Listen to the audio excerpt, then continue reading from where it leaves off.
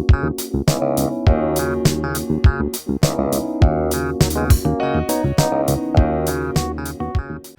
morning, Enrico. Nice to see you. How are you doing, Ciao, friend? Mace. I'm doing amazing. Thanks. What about you? I heard that you have something cool to share about today.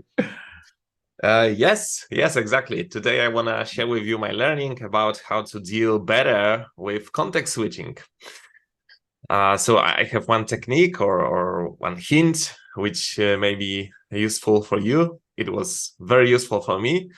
So for many years, as you probably know, context switching is a huge topic for all programmers. Whenever you need to go to a meeting or just stop and start another things or another day or make a vacation and then go back to your code and start working on this again, it's a hard experience, especially the first maybe 15 minutes when you are starting again.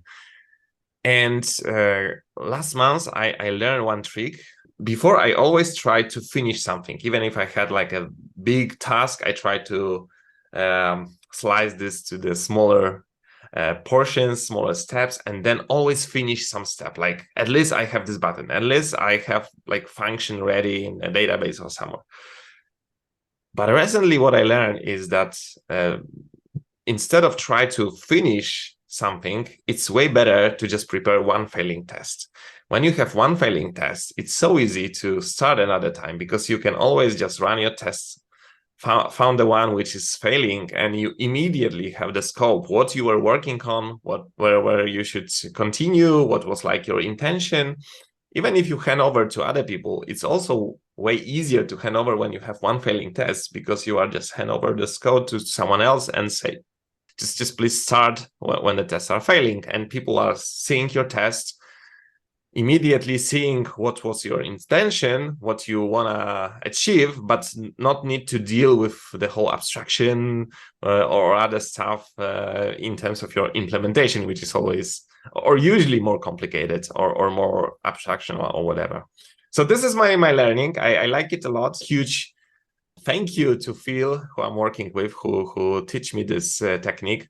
Also, we are using the same technique whenever we are pairing together to code on something. So we are not hand over to each other after a couple minutes or like the fixed amount of time or something like this. We always hand over when we have a failing test. So I'm writing a failing test for you, hand over to you, then you are implementing the failing test and also writing a failing test for me. And whenever we want to stop, we are just, go out from our computer because always we have like one failing test somewhere there, which is like our starting point.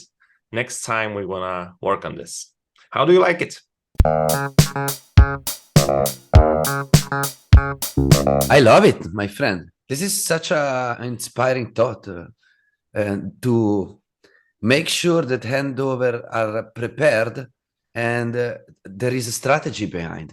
I think this is a well thought thing. It's not new to me. I have heard about this before, especially in the context of mob programming. But I have never thought in the context of context switching. So that is very fascinating as an idea. I'm moving to a meeting, making sure that I write my failing test so that when I come back, I don't need to think about what I was doing. I can come there, I can play my test, I see there is a red one, and I can just follow up from there. That feels like a very interesting technique, and I guess I'm going to propose this to my peers one of those days, and I will try this myself. Thank you, Matteo. This was excellent. I love it. Try it. For me, the biggest challenge was to change my mental model, because my mental model was that I always need to finish something before I break. And now I see that's why should I do this? Even if you start with a very new topic, you can always start this by writing the very first test and just drop off. And then it's way easier to start because you already have one test. So you don't need to think about everything at once. You can start with this one starting point. Love it.